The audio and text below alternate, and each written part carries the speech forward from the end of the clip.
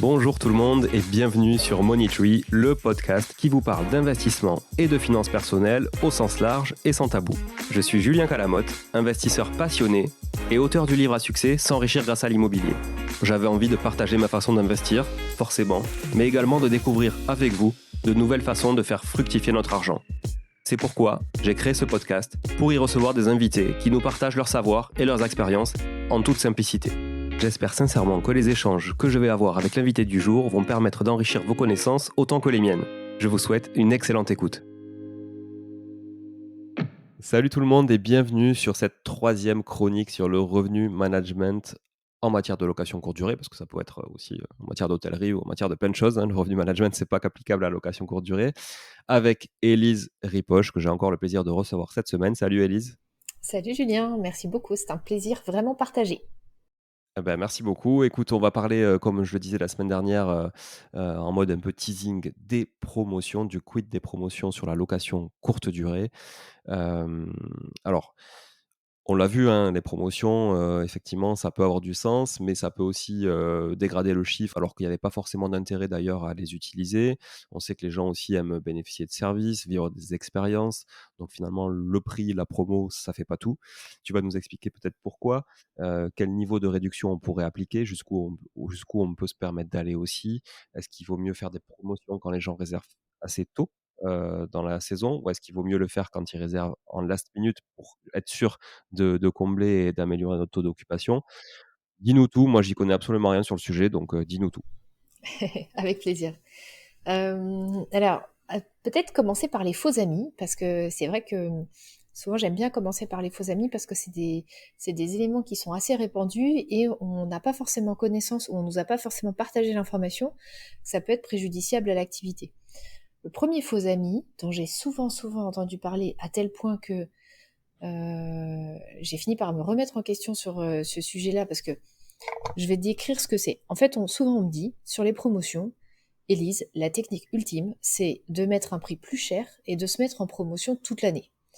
Alors ça, moi je suis un peu biberonnée aux grands groupes, donc dans les grands groupes c'est absolument exclu, puisque l'autorité de la concurrence, si demain vous avez un Club Med qui fait ça, ou vous avez un Accor qui fait ça, ce serait gravissime, ça ferait, ça ferait les gros titres dans les médias, enfin...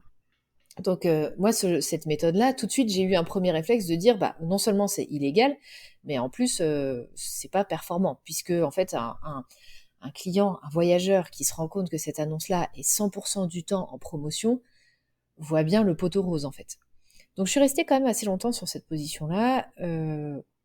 Quand je dis longtemps, c'était bien 2 ans quand même, jusqu'à ce que on ait un client qui nous le repropose sur des biens qui n'allaient vraiment pas du tout bien. Et on s'est dit, tant qu'à faire que les biens soient en difficulté, on n'a qu'à essayer cette technique-là. Alors, en toute transparence, au début, quand on l'a fait, ça a fonctionné. Ça a fonctionné, mais ça s'est rapidement tassé. Et puis après, on l'a testé sur d'autres biens, d'autres plateformes. Et en fait, ça n'a jamais été très probant. Donc, du coup, cette méthode-là sur la partie des promotions que j'entends souvent, qui consiste à se dire, bah, pour booster mes ventes, je me mets plus cher et je me mets tout le temps en promotion, ça, il faut savoir que c'est un faux ami. On l'a testé et en fait, ça peut marcher au début parce qu'on sait que les plateformes, c'est comme ça nous on l'explique hein, chez J'affiche complet. En fait, au début, les plateformes, comme elles aiment bien qu'on soit en promotion, elles vont nous booster un peu dans les résultats de recherche, mais après l'effet se tasse puisque ça ne change pas. Donc au sujet des promotions, dans la team des faux amis, il y a cette croyance-là, qui en fait n'apporte pas de boost de performance sur le long terme dans l'activité. OK. Dans la team des faux amis aussi, qu'on peut avoir sur le sujet des promotions, il y a le fait de se dire, bon, de toute façon, je me mets assez haut au démarrage, si ça marche pas, j'irai mettre des promotions, ou j'irai baisser mes prix. C'est un peu la même veine d'idées entre les deux. Mmh. Alors ça, c'est aussi un faux ami. C'est très très répandu. Pourquoi? Parce que si on n'a pas forcément, si on s'est pas penché sur les méthodes du revenu management, ou si on n'a pas écouté Monétrie sur la chronique numéro 1 qu'on a faite sur comment déterminer ses prix, du coup, il nous manque une brique énorme dans notre activité de loueur saisonnier. Il faut absolument écouter Monétrie. La Et détermination des prix, c'est la base. c'est ça. Et donc, dans ces cas-là, je le disais même pas tourner vers moi. Je sais pas si tu as remarqué, j'ai dit il faut absolument écouter Monétrie. Mais oui, oui, mais tu raison, c'est une première étape. C'est une première étape. Et du coup, dans ce cadre-là, si on n'a pas les méthodologies pour déterminer ses prix, du coup, on a du doute. On a du doute, on revient à quelque chose d'un peu émotionnel. Et donc, dans ces cas-là, bah, qu'est-ce qu'on fait? On réagit avec les outils qu'on a à notre disposition, c'est-à-dire se dire, je tente cher pour voir si j'ai pas un opportunisme qui peut convertir. Et puis, si ça marchera pas, si ça marche pas, je baisserai les prix. Pourquoi c'est un faux ami? Parce que il y a deux situations. On peut tenter cher et baisser par la suite sur une période de faible demande. Ça, c'est un faux ami. Parce que comme on est sur une période de faible demande, on n'est pas sûr de faire complet. Il n'y a pas beaucoup de voyageurs qui veulent se loger dans notre ville à ce moment-là. Donc ça veut dire que pendant toute la période où on va tester notre prix cher, on sera en fait en dehors du marché, on sera beaucoup trop cher, donc on a absolument, nous on le sait pas, mais en fait on n'a aucune chance de vendre. On est en train de faire un test qui n'a aucune chance de convertir. Et par contre, quand on se retrouve 3 semaines, 15 jours avant et que là on commence à s'inquiéter un peu et qu'on rabaisse notre prix pour correspondre plus parfaitement au prix du marché, à la valeur auquel on peut prétendre à ce moment-là, et finalement notre fenêtre de réservation elle devient très courte. On se retrouve, on n'a plus que 2 semaines pour avoir une chance de réserver ce bien. Donc c'est un faux ami dans une situation comme celle-ci. L'autre situation, ça peut être de faire cette tentative de prix cher sur une période de forte demande. Se dire, allez, je teste un prix très cher et puis je vais voir si ça convertit. Et si ça vend pas en dernière minute, je vais baisser les prix. Sur une période de forte demande, ce test de prix cher, il peut avoir beaucoup de chances de fonctionner. Il peut vraiment avoir ses chances de convertir. Là où l'erreur réside, c'est justement de baisser les prix en dernière minute. Parce que quand on se retrouve 3 semaines, 15 jours avant la date sur une période de forte demande, on a encore toutes nos chances que ça fonctionne sur les périodes de forte demande. Parce que c'est justement, prenons le parallèle avec les billets d'avion, c'est justement quand on est en dernière minute qu'on trouve les gars qui sont les plus prêts à mettre le prix pour pouvoir se loger précisément à cet endroit-là, à cette date-là. Totalement, ouais. Donc c'est pour ça qu'en fait, dans les deux situations, c'est toujours un faux ami. Il faut se méfier de ça, de cette notion de se dire, bah, je vais faire une promotion si ça marche pas. Et sur ça, je dois dire que beaucoup de plateformes ne nous aident pas, aussi bien les plateformes que les channels, parce qu'ils vont toujours nous inciter à faire des promotions pour casser les prix en dernière minute. C'est ce qu'on appelle les promotions last minute. Il y a beaucoup de personnes qui pensent que c'est une bonne hygiène de gestion de l'annonce que de placer une promotion pour casser les prix en dernière minute. C'est un peu ce que pensaient les hôteliers il y a 30 ans, quoi, de dire bon bah la nuitée pour ce soir, je la fais à moitié prix pour que ça parte. Si on est toujours obligé de mettre, donc ça c'est le troisième troisième légende urbaine ou faux ami, on va dire, si on est toujours obligé de mettre des prix en last minute pour pouvoir bien vendre son bien en location courte durée, il y a fort à parier que nos prix sont mal positionnés. Ou alors on passe à côté de valeur constamment, quoi. Parce que cette méthodologie-là, en tout cas si on demande aux académiciens du revenu management, quoi, les méthodologies qui sont reconnues dans le métier comme étant vertueuses pour la performance financière, eh ben, cette promo de last minute n'est pas considérée comme une bonne méthode à mettre en place dans une stratégie de revenu management. Notre prix, il doit être bien positionné en amont, c'est-à-dire probablement plutôt bas sur une période de faible demande et probablement plutôt haut sur une période de forte demande, avec cette capacité à tenir le prix assez tardivement en période de forte demande parce qu'on sait qu'il y a de la demande et que ça va finir par convertir. C'est Donc, incroyable ce que tu dis parce qu'effectivement, j'ai l'impression que sur le marché, il y a quand même l'immense majorité qui fait le contraire, hein.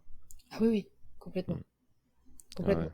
C'est pour ça que ces trois pratiques-là sont très répandues et avec une impression collective que c'est une bonne méthode en fait. C'est oui, oui, enfin, moi je le vois, même moi, tu vois, je pensais effectivement, bon alors j'avais déjà échangé avec toi sur, voilà, sur le sujet ou avec d'autres personnes aussi, mais, enfin en tout cas ce que j'avais en tête, avait déjà évolué depuis, mais au départ, c'est vrai que quand j'ai commencé la location courte durée, c'est clairement ce que je me disais.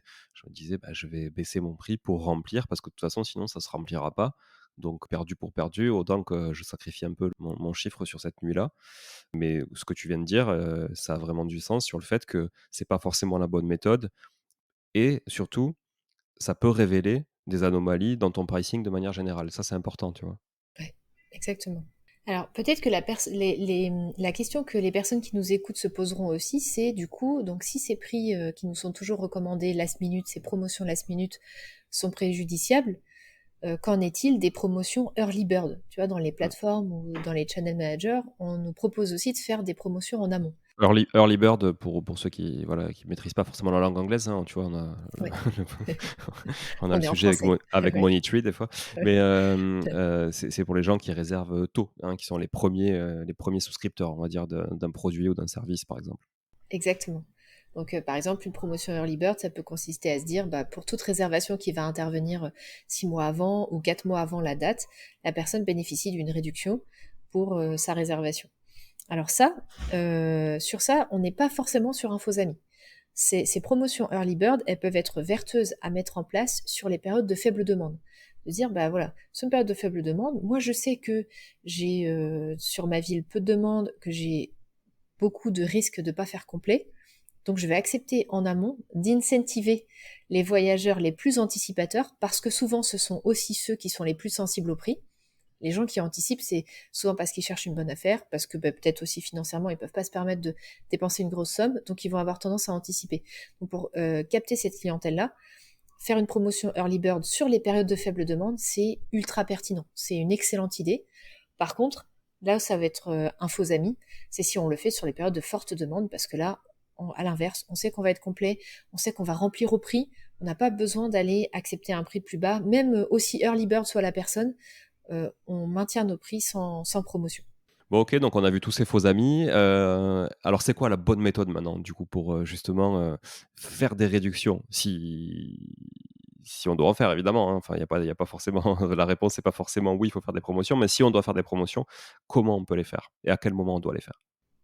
Alors justement, c'est une très bonne question, tu as raison. Si on doit faire des promotions, comment on peut les faire et comment on peut les faire? Moi, je vois 2 familles de promotions qui sont vraiment, super utiles dans notre activité de location saisonnière et qui vont venir servir, la cause entre guillemets, Mmh. servir la maximisation du chiffre d'affaires.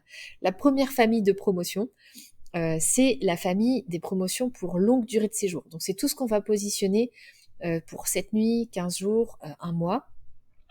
En termes de durée, pour ces promotions qu'on appelle de moyenne durée, ça peut s'adapter selon le comportement de réservation des voyageurs. Par exemple, nous, on est amené à mettre des réductions pour moyenne durée, entre guillemets, à partir de 3 à 5 nuits, déjà. Donc ça, c'est intéressant à avoir en tête. Et aussi, l'autre chose qui peut être intéressante, c'est que selon le type de bien que vous avez, ça peut être beaucoup plus court. Je donne l'exemple assez caractéristique des chambres en love room. La Love Room, déjà, si on a un voyageur qui reste 2 nuits, c'est toute une affaire. Donc ça veut Ouais. dire que pour un produit Love Room, Avec la même personne ou pas? On ne sait pas d'ailleurs. ouais, c'est ça, voilà. C'est ça, OK. exactement. Pour un produit Love Room, du coup, on va pouvoir se dire qu'on a une stratégie de moyenne durée qui commence à 2-3 nuits déjà, pour incentiver les voyageurs à rester plus longtemps. Et donc, ça, c'est intéressant à avoir en tête. Donc, sur cette partie-là, placer des promotions de moyenne durée, c'est intéressant. Mais il y a des pièges. Le piège dans lequel ne pas tomber, c'est de le tartiner sur tout le calendrier. Toutes les plateformes, encore une fois, et beaucoup de channels nous incitent à le mettre tout le temps. L'astuce pour ne pas l'appliquer tout le temps, alors déjà, pourquoi c'est préjudiciable tout le temps? Bah, c'est toujours la même histoire, c'est-à-dire que même si j'ai un voyageur, je suis au bord de la mer, j'ai un voyageur qui veut rester 3 semaines au plein cœur du mois d'août, mais 3 semaines ou pas 3 semaines, je vais pas lui faire une réduction. D'ailleurs, j'ai l'air de le dire comme si c'était évident, mais je rencontre beaucoup de situations dans lesquelles le loueur saisonnier a eu de l'empathie en fait pour la personne qui reste longtemps, en se disant bah ouais mais bah il reste quand même 15 jours, il reste quand même 3 semaines, etc. D'un point de vue purement factuel et maximisation du chiffre d'affaires, c'est pas une bonne décision. Après, chacun voit aussi, je peux pas juger quelque chose qui est émotionnel, mais en tout cas, si on prend d'un point de vue purement revenu management, ce serait une mauvaise décision financière d'accepter de faire un geste commercial pour quelqu'un qui reste 3 semaines en plein cœur du mois d'août, alors qu'on sait qu'on a parfaitement le potentiel financier de commercialiser ces 3 semaines au prix maximum. Bah, c'est intéressant ce que tu dis et si certains si certains m'écoutent, donc moi, j'ai notamment une location saisonnière dans le sud du Portugal. Peut-être que la personne à qui j'ai loué là au mois d'août est en train d'écouter cet épisode. Bah, je lui ai fait une remise. Alors non seulement je fais des remises sur les gens qui restent 2 semaines, 3 semaines, mais en plus j'ai fait une remise supplémentaire parce que c'est quelqu'un que je connais, tu vois? Ah oui. Donc Ouais. donc j'espère que tu me remercieras quand même, Julien, si tu m'écoutes. Il s'appelle Julien aussi. Si tu m'écoutes, j'espère que tu me remercieras. Et à tous ceux aussi à qui j'ai loué cet appart, voilà, en faisant des prix d'amis, en plus de déjà faire des réductions aux 2 semaines, aux 3 semaines, aux 4 semaines, alors que je devrais pas, hein, c'est Elise qui l'a dit, c'est son métier, donc je vais l'écouter. Donc voilà, vous voulez louer 2 semaines, ben, vous payez 2 fois une semaine, c'est comme ça. Voilà. Voilà. On vous changera les draps une fois si vous voulez quand Ben, dans ces cas-là, tu vois, c'est un bon cas ce que tu décris, parce qu'évidemment qu'on peut avoir des situations dans lesquelles on a envie de faire plaisir à la personne. Moi, je trouve que c'est... Enfin, je sais pas, je veux pas mettre personne dans une situation délicate, mais dans ces cas-là, je pense qu'il vaut mieux faire un cadeau, à la limite, à l'arrivée, ou tu vois, faire quelque même. chose par rapport à ça. Parce que la fidélité, c'est exactement le même sujet. J'ai souvent des échanges avec ça. J'ai des clients qui me disent, bah oui, mais c'est des gens fidèles. Bah oui, mais c'est des gens fidèles qui viennent que quand t'as pas besoin d'eux, entre guillemets. Tu vois ce que je veux dire? Et donc, les choses, et en fait, je peux sembler hyper sans cœur peut-être dans ce discours-là, mais au fond, il y a un truc qui est très humain dans ce que je dis là. C'est que pour moi, tout geste doit être associé à une situation de donnant-donnant. C'est-à-dire que quelqu'un est fidèle, et oui, mais il faut que ce soit une fidélité qui m'aide dans mon activité. Si la personne elle est toujours fidèle sur des moments où ça m'aide pas du tout dans mon activité, pourquoi moi je donne alors que la personne, bah, moi j'ai pas le donnant-donnant qui est là, quoi. Donc bon voilà, sans Ça, vouloir ça, enfoncer le couteau ça dans la plaie. s'entend, hein, ça s'entend, hein. Moi Ouais, qui suis quand même très business, ça s'entend carrément, mais comme je suis quand même quelqu'un effectivement assez, tu vois, intuitif et beaucoup porté par l'émotion, ouais, bah, effectivement, j'ai tendance à faire des petits ou gros cadeaux comme ça. Alors que je sais très bien que pour le coup, juin, juillet, août, septembre, là-bas, j'ai aucun souci, tu vois, à louer à la semaine complète sans trop me poser de questions. Bon ouais. voilà, pareil, oui, est-ce que je peux arriver le dimanche au lieu du samedi? Bon, ben oui, on a fait du dimanche au dimanche, ça me décale une semaine. Enfin, tu vois, bon, il y a des trucs, voilà, alors qu'en fait, je devrais rester ferme si c'est samedi au samedi. La semaine, c'est tel prix. Si t'en veux 3, c'est fois 3, quoi. Voilà, mais bon, comme ça. Je peux pas ni blâmer ni juger. Il y a aucun souci par Mais en rapport tout à cas, ça. c'est intéressant ce que tu dis. Donc, pour la saison prochaine, si vous voulez réserver chez moi au Portugal, vous savez à quelle sauce vous allez être mangé. Voilà. Je vous enverrai la plaquette, il y aura une ligne, prix à la semaine. Basta. Et moi, je vais recevoir des messages de personnes qui me détestent. Merci, Elise. Merci, Elise. Non, mais a priori, vous trouverez quand même d'autres biens avec des gens qui le font, hein. Donc, Oui. moi, je le ferai plus, mais bon, vous irez pas chez moi, tant pis. Mais donc, ça, c'est si on se dit, voilà, c'est quoi les deux familles de promotion qui peuvent être vertueuses dans le cadre de l'activité? Ben, il y a en effet de faire ces réductions-là pour la moyenne durée, donc pour 15 jours, 3 semaines, un mois, seulement sur les périodes de faible demande, voire moyenne demande. La question qui se pose souvent à ce stade, c'est de dire quel est le niveau de réduction que je dois placer sur ça.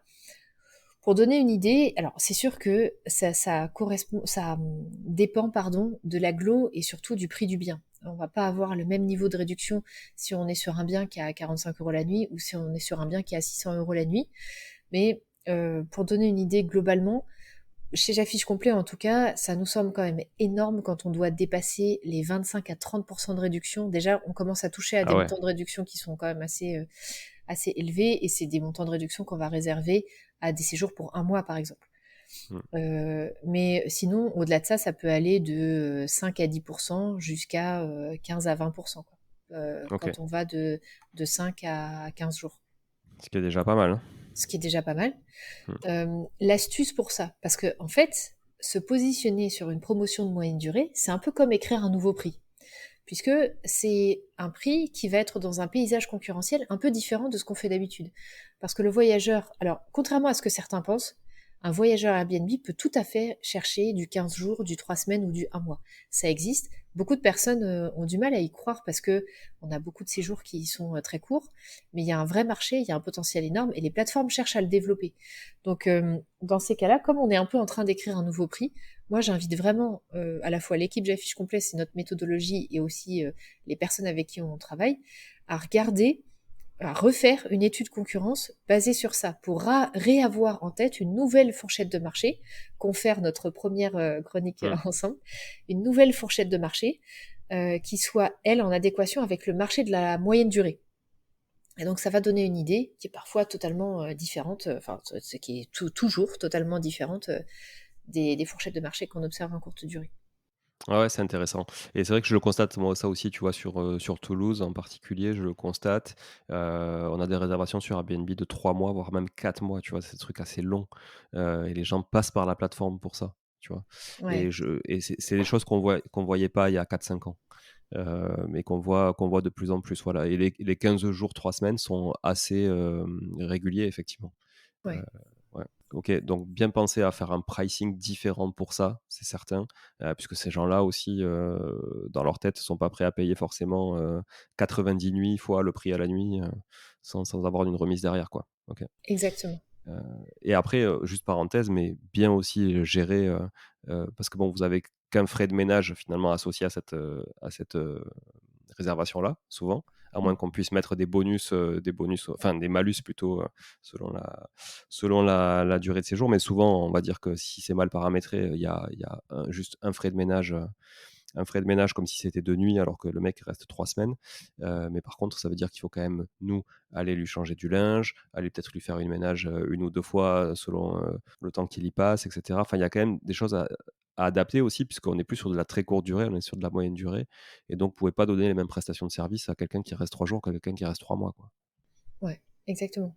Mais ça peut même être facturé, hein. Moi, je vois des loueurs qui proposent en fait aux voyageurs d'avoir un passage hebdomadaire et qui refacturent en fait. Surtout si on Ouais. fait passer ce séjour-là en bail mobilité, par exemple. Ça peut aussi être facturé. Et la deuxième situation dans laquelle ça peut être pertinent de faire des promotions, si le marché évolue. Quand on a construit sa stratégie de revenu management, parfois le marché peut évoluer, parfois on peut avoir pris des hypothèses et on voit que ça ne se confirme pas dans les faits, qu'il va falloir réajuster nos prix à la baisse. Dans ces cas-là, si on est dans cette situation où il faut réajuster ses prix à la baisse, c'est là où ça peut être intéressant, plutôt que de réajuster ses prix à la baisse, de mettre en place une promotion. Donc ça, c'est la deuxième situation dans laquelle c'est pertinent. Pourquoi? Parce que un réajustement des prix à la baisse peut ne pas se voir, ou plus difficilement se voir, alors que si on le réalise par la mise en place d'une promotion, eh ben, ça rend cette impression de prix barré. C'est un peu ce qu'on appelle dans le métier l'expression du prix, c'est-à-dire que tu as le prix et l'expression du prix. Pour un même prix, selon la façon de l'exprimer, ça peut convertir de façon beaucoup plus forte avec une façon de l'exprimer plus attrayante. Et c'est exactement ça, en fait, le cœur du sujet, c'est de se dire, bah, je veux faire une baisse de mon prix. Au lieu de baisser mon prix, je vais mettre en place une promotion qui va rendre beaucoup plus attrayant ce que je fais là. Ouais, ça, c'est très classique, dans le commerce, effectivement et Voilà, le prix barré fonctionne toujours mieux qu'un prix, simple sans remise. OK. voilà, exactement. Bon, OK, très clair, Élise, sur le sujet de la promotion. Donc on a vu, l'intérêt de la faire, en amont, mais pas tout dans n'importe quel contexte. L'intérêt de la faire en dernière minute, mais pas dans n'importe quel contexte et en fait, rarement d'ailleurs, d'intérêt à la faire, en dernière minute, hein. Tu me dis si je me trompe, mais puisqu'on se Ouais. on a quand même des fausses croyances là-dessus. Donc la bonne méthode, on l'a bien en tête maintenant. Est-ce que tu vois d'autres choses à rajouter qui pourraient nous aider à travailler des promotions, de manière un petit peu atypique peut-être aussi? Est-ce que justement on parlait des événements, tu vois, dans une précédente chronique. Là clairement on est dans des périodes, si je comprends bien, où il faut surtout bannir la promotion. Enfin, il faut penser justement à annuler toutes ces promotions si jamais on a prévu des promotions un peu standardisées sur ces périodes-là. Donc toujours cette agilité dont tu parlais, hein, intelligence, agilité, mais voilà, moi je pense que le mot intelligence, c'est pas forcément, enfin, il est bienvenu aussi là-dedans, tu vois? Mais effectivement le faire de manière, pertinente. Tu vois, là, on a fait 3 chroniques ensemble. J'ai l'impression que tout mis bout à bout, c'est quand même un vrai métier. Ça prend du temps, ça nécessite des connaissances, beaucoup d'analyses, beaucoup de tests aussi, tu vois? Et d'interprétation de résultats de ces tests. au fur et à mesure et j'y reviens, d'agilité pour justement répondre et optimiser en fonction de ces résultats-là, au plus vite pour essayer de perdre le moins de chiffre d'affaires possible. Oui. C'est ce que vous faites chez J'affiche complet avec ton équipe évidemment, vous êtes des professionnels du revenu management et si jamais on ne travaille pas encore avec vous, mais qu'on a envie de mieux connaître le sujet, même après ces 4 chroniques qu'on fera ensemble sur Money Tree, on peut se donner rendez-vous dans 15 jours, hein, puisqu'effectivement on est le 21 mai. Donc on se donne rendez-vous le 3 juin au rendez-vous de la location saisonnière à Paris que tu organises. Donc il y aura tout plein d'intervenants sur le sujet. Je pense qu'on parlera peut-être des réductions là-bas. En tout cas, je ne sais pas quels sont les sujets qui vont être traités, mais c'est évident que toutes ces chroniques, on va les retrouver de manière beaucoup plus pointue là-bas sur place. Il y aura aussi des exposants, il y aura plein de conférenciers. Ton équipe sera là, tu seras là-bas. Moi aussi, je serai là-bas aussi en tant qu'exposant et visiteur, surtout pour m'imprégner de tout ça. Donc, on peut s'inscrire sur rendez-vous location saisonnière.com. Il reste encore des places? Il reste encore des places. Ne tardez pas, mais il reste encore des places. Le prix, c'est très abordable, c'est 47 € comme je le disais sur les précédentes chroniques. Et vous pouvez bénéficier aussi de 10% de remise. Tu vois, tu as fait une remise là finalement. Ah, voilà, t'as fait une remise. C'est vrai. Vous pouvez bénéficier de 10% de remise avec le code MONEYTREE, tout attaché. Mais bon, je sais, Élise, elle a fait la remise, c'est spécifique pour les auditeurs de Money Tree. C'est pas. C'est ça. Donc, ça n'a rien à voir avec l'épisode du jour, évidemment. Cette remise, elle est pour les auditeurs. Venez nous rencontrer là-bas sur place. 47 €, c'est franchement donné. 47 € moins 10%, ça fait quoi? Ça en enlève 4,70 €. Bon, c'est Ça fait franchement, plus de 40 euros. voilà, c'est franchement donné. TTC en plus, hein, donc imaginez, Oui. imaginez, il reste pas grand-chose dans la poche d'Élise et de Je l'affiche complet. Elle le fait surtout pas pour ça, j'en suis persuadé de toute façon. Ça, Elle c'est le fait sûr. vraiment parce qu'elle est passionnée par la location saisonnière, la location courte durée et le revenu management. Donc, on se donne rendez-vous le 3 juin et on se donne rendez-vous aussi la semaine prochaine pour la dernière chronique sur le revenu management avec Élise. Et là, on parlera du choix des plateformes. Alors, quelle plateforme choisir? Est-ce qu'il faut mettre le même prix sur toutes les plateformes? Est-ce qu'il faut faire une annonce Airbnb avec 3% de commission ou 15% de commission? Est-ce qu'il faut mettre son annonce sur Booking? Oui. Est-ce que Booking se détache plus d'Airbnb? Si oui, comment? Etc. Tu vas tout nous dire la semaine prochaine là-dessus. Donc, on donne rendez-vous à tous les auditeurs dans une semaine pour conclure ces chroniques sur le revenu management. Merci Julien. À dans une semaine alors. À la semaine prochaine, Élise. Merci beaucoup. À la semaine prochaine à tous aussi. Et partagez ces chroniques. Elles sont très intéressantes pour la location courte durée et le revenu management en particulier. À très vite. Merci encore de votre fidélité. Ciao, ciao. Bon, si vous êtes là, c'est que vous avez écouté jusqu'au bout et a priori, l'épisode vous a plu. Si c'est bien le cas, n'hésitez pas à le partager autour de vous. Notez ce podcast sur Apple Podcast et Spotify en laissant un commentaire 5 étoiles. Je ne vous le répéterai jamais assez, mais c'est grâce à vous que ce podcast vit aujourd'hui et peut continuer de vivre en vous proposant un contenu toujours plus qualitatif. Merci encore, je vous retrouve très vite sur un nouvel épisode de Money Tree. En attendant, je vous souhaite la meilleure des réussites dans vos projets et un bon enrichissement. À très bientôt.